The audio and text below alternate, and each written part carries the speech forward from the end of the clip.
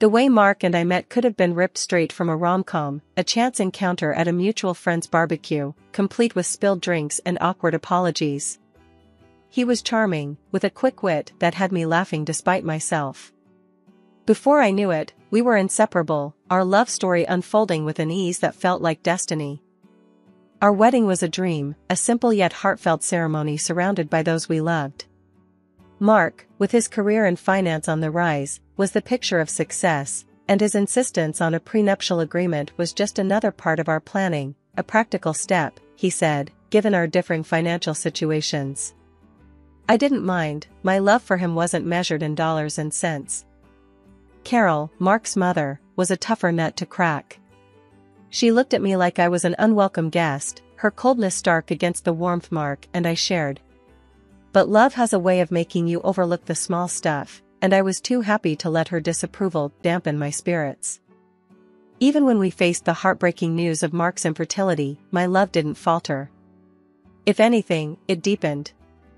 I threw myself into making our house a home, filling it with warmth and love, buying appliances and furniture with my own savings to create a cozy nest for us.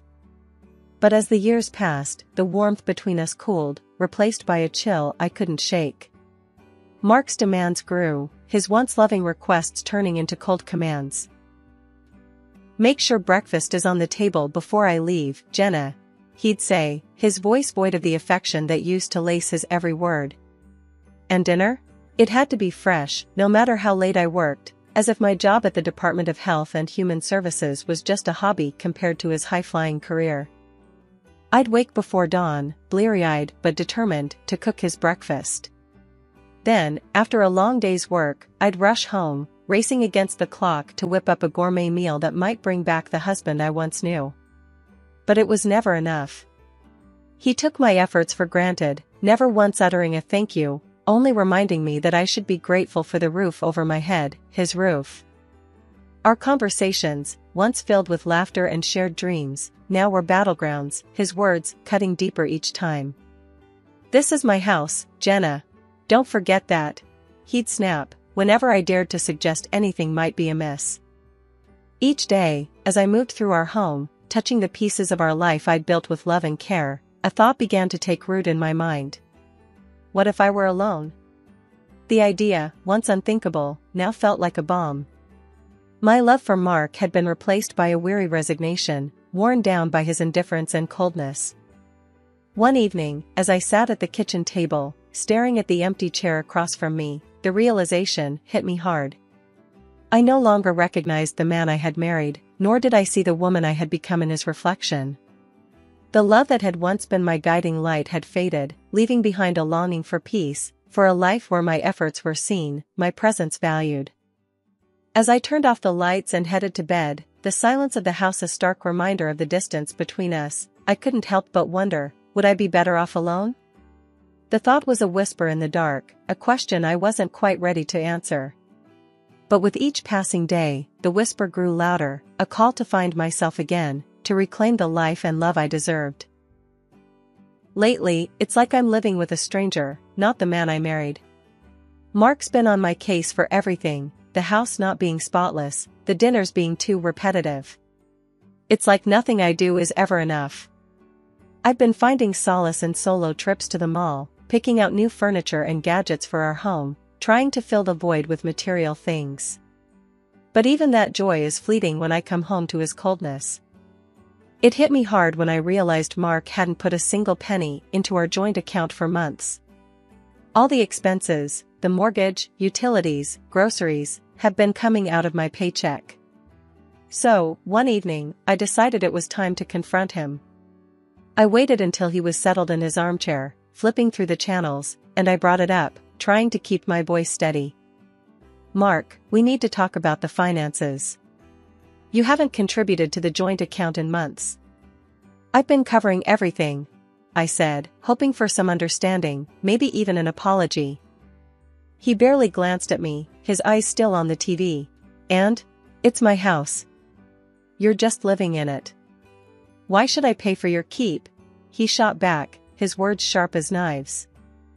I couldn't believe what I was hearing. "Your keep? Mark, I'm your wife, not some tenant." I've been paying for everything, trying to make this house a home for both of us, I argued, feeling my temper rise. He snorted, a sound that made my skin crawl. Look, Jenna, you're making a big deal out of nothing. If you don't like it, maybe you should just leave. But we both know you've got nowhere to go, he said, turning back to his show. I was seething, hurt and angry, but before I could respond, his phone rang. It was his mother, Carol. He answered on speaker, and before I could escape, she started in on me. Jenna, you need to stop this nonsense and start showing some gratitude. Mark's been too good to you, and here you are, acting like a freeloader. Carol's voice was like a slap in the face. I was so shocked, I barely managed to grab the phone and hang up. I can't believe you and your mother calling me a freeloader in my own home? I said, my voice shaking with emotion. Mark just shrugged, unfazed. Well, if the shoe fits. That night, I lay in bed, staring at the ceiling, feeling more alone than ever.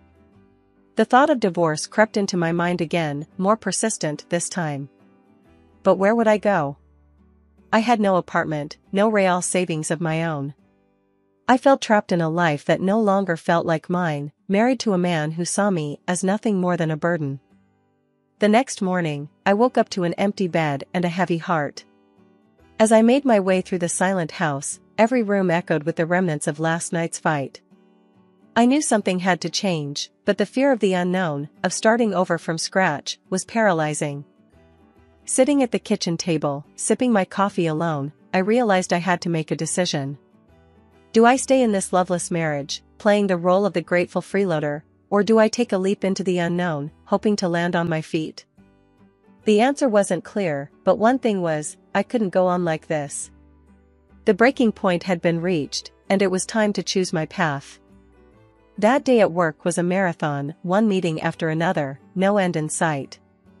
I glanced at the clock, knowing Mark would be fuming. Just my luck, I muttered under my breath, finally grabbing my phone to give him a heads up. The moment he picked up, I knew I was in for it. This is your problem, Jenna. Not mine. You should have been here, cooking dinner, not playing around at work. Mark's voice roared through the phone, loud enough for the whole office to hear.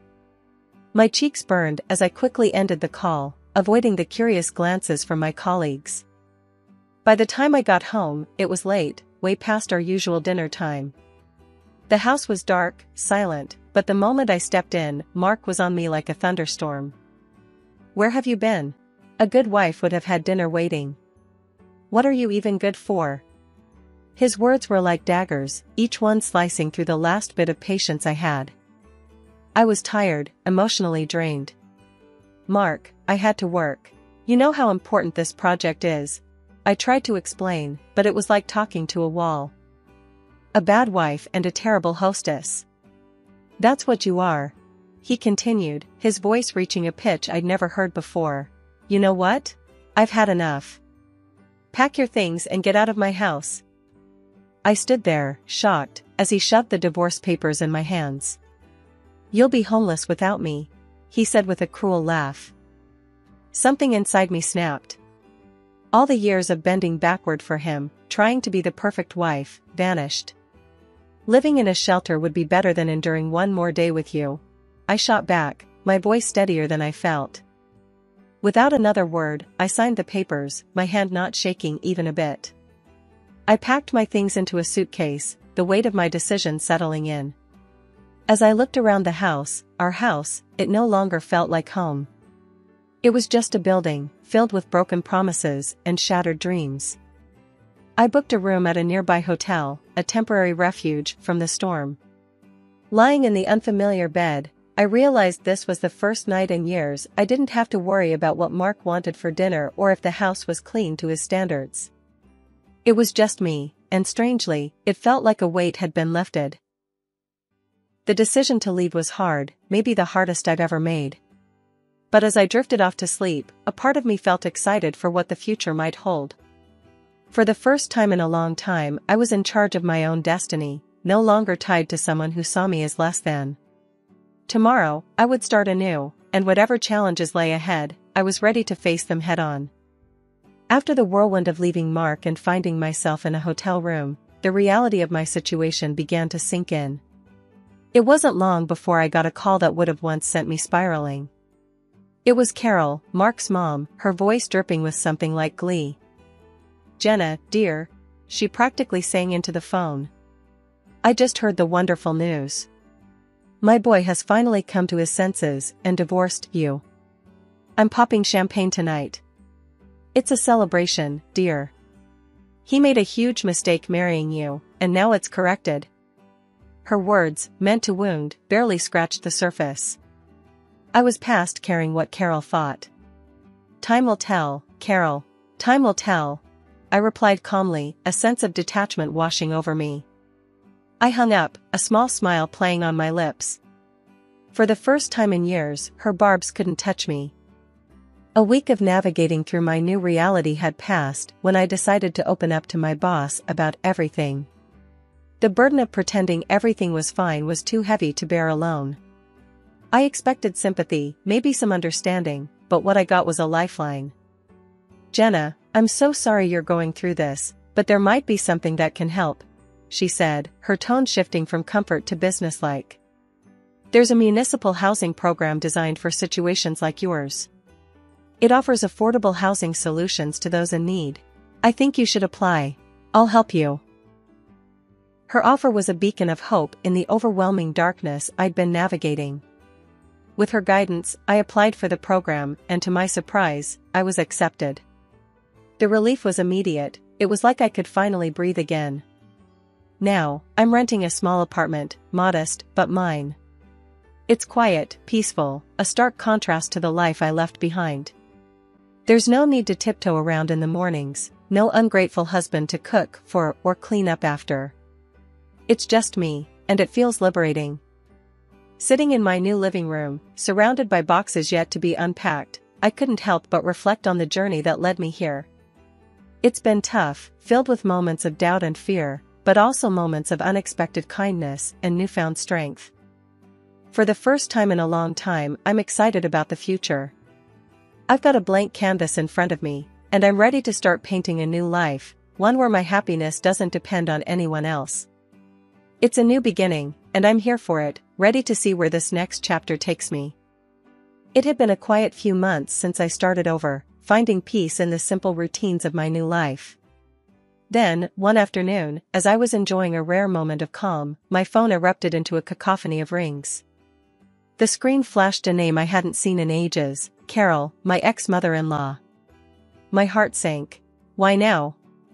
Bracing myself, I answered, "Hello? Jenna, you need to come back to Mark this instant." Carol's voice screeched through the speaker, so loud I had to pull the phone away from my ear. I sighed. "Carol, why would I ever do that?" The question was rhetorical, more for myself than for her. "Because he's in trouble, that's why. That fool of a son of mine bought shares years back, took out loans, and now? He's up to his neck in debt. It's a disaster, and you need to help him sort it out." Her voice was a mix of anger and desperation. I couldn't help but laugh, not out of amusement, but sheer disbelief. Help him? "Carol, do you remember the prenup? The one Mark was so eager to have? It says clearly that I'm not responsible for his debts.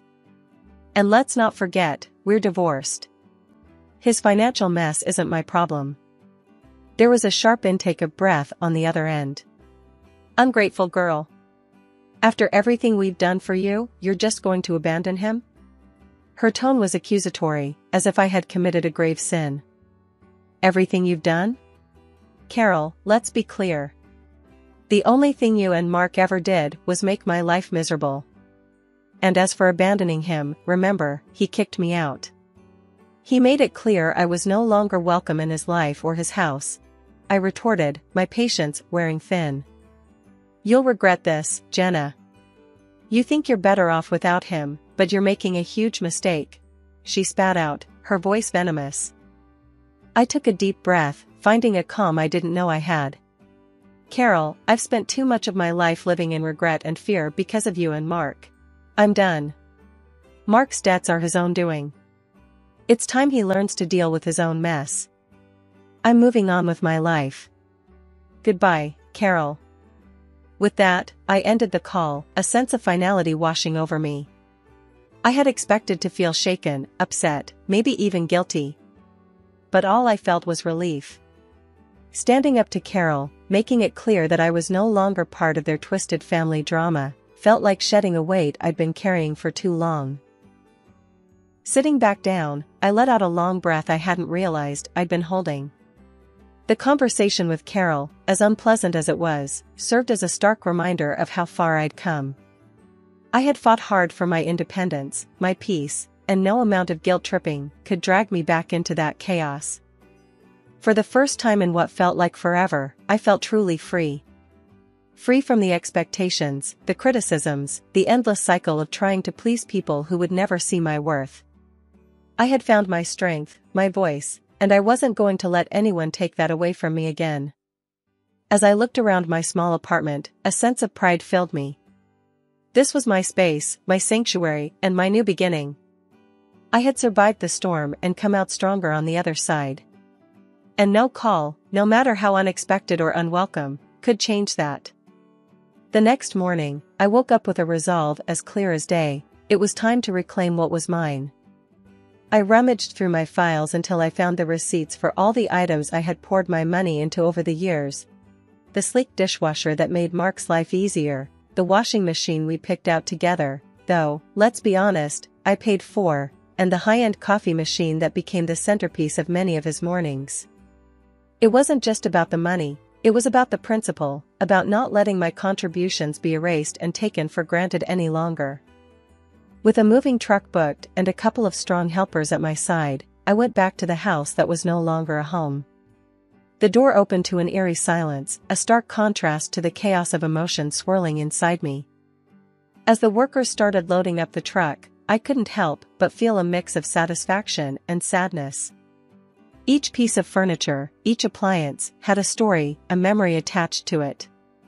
But as they say, you can't cling to the past if you want to move forward. Just as we were finishing up, my phone rang. I knew without looking who it was. Mark's name flashed on the screen, his call as predictable as it was unwanted. I answered, bracing myself for the storm. "Where the hell is all my stuff?" he bellowed, skipping any pretense of a greeting. "Your stuff?" I couldn't help the incredulous laugh that escaped me. "You mean the things I bought with my money?" "I've taken them back, Mark. According to our prenup, I have every right to." His curses and insults flew fast and furious, a torrent of anger that once would have cowed me. But not anymore. "Listen, Mark." I cut in, my voice steady. "I wish you the best, truly. But this is where our paths diverge for good." And with that, I hung up and blocked his number, a symbolic gesture of cutting the final tie that bound me to a life that no longer served me. As the moving truck drove away, my heart felt lighter than it had in years. This wasn't just about reclaiming my possessions, it was about reclaiming my life, my independence, and my self-worth. I knew there would be challenges ahead, but for the first time in a long time, I felt ready to face them head-on my own terms. 6 months down the line, life's taken a turn I hardly dared dream of. I've snagged myself a cozy apartment in a neat part of town, all thanks to this social program my boss tipped me off about.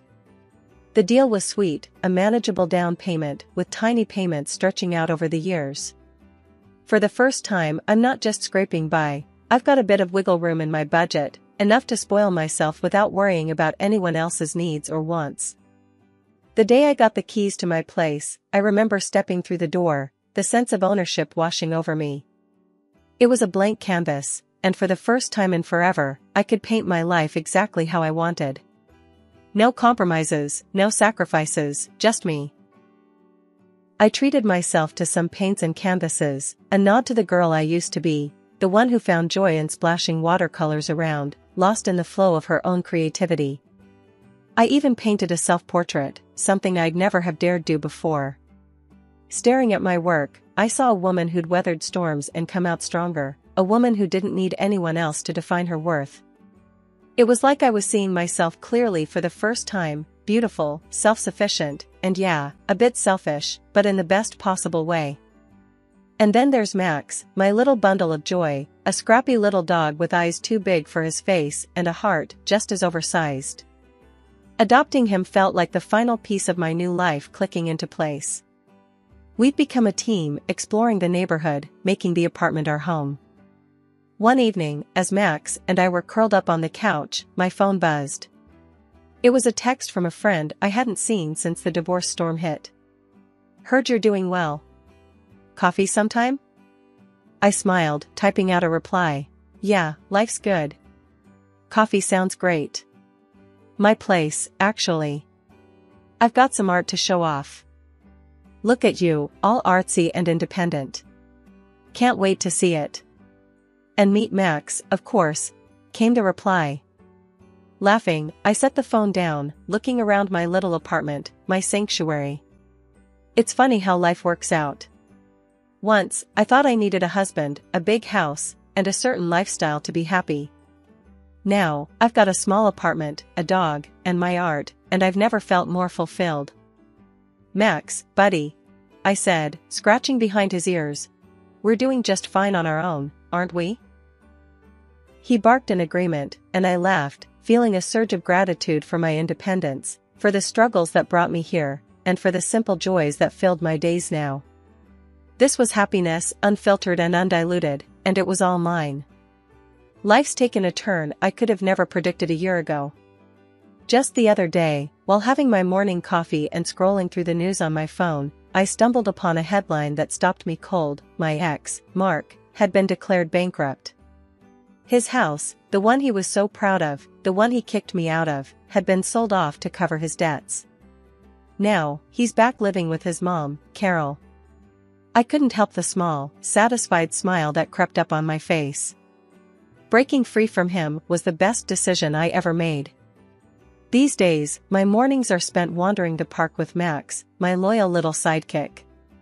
The fresh air, the peaceful quiet, it's a far cry from the tense, stifling atmosphere of my old life. And it's not just the walks, I found a new passion that's breathed life into my world, painting. I joined the local amateur artists club on a whim, thinking it'd be a casual hobby. But it quickly grew into something more. I started exhibiting my paintings at local shows, the vibrant colors and bold strokes a reflection of my newfound freedom and joy. At one of these exhibitions, my path crossed with someone unexpected. I was standing beside one of my pieces, a watercolor that I felt particularly proud of, when a man approached. He studied the painting with an intensity that made me curious. "That's quite beautiful," he said, nodding towards the canvas. "Did you paint this?" I couldn't hide my grin. "Yeah, I did. Thank you." We got to talking, and it turned out we had a lot in common. Before I knew it, we were sitting in a nearby cafe, chatting over coffee like old friends. He was easy to talk to, with a warmth and a sense of humor that I'd missed in my interactions for so long. He even bought my painting. "I want to see this first thing every morning," he said. "It's inspiring." That coffee turned into dinner a few days later, and then into walks in the park, Max trotting alongside us. He introduced me to his kids, two bright sparks, who welcomed me with open arms and laughter. It felt natural, easy, like a piece of my life that had been missing without me even realizing it. One evening, after the kids had gone to bed and we were sitting on his porch, he turned to me. "You know, I'm really glad I bought that painting," he said, his voice soft in the twilight. I smiled, leaning my head on his shoulder. "Me too. It's funny how things work out." It got me thinking about how far I'd come, from feeling trapped and hopeless to standing on the cusp of something beautiful, something new. I was free from the shadows of my past marriage, ready to dive into the future, whatever it might hold. As Max and I continued our morning walks, I found myself reflecting on the journey. The pain, the struggle, it all led me here, to a place of peace and potential. I was ready to embrace whatever came next, open-hearted and free. Life, it seems, has a way of surprising you, of turning the page when you least expect it. And as I walked, the sun breaking through the trees, I couldn't help but feel grateful for every twist, every turn that brought me here. Ready for a new chapter, I stepped forward, into the light.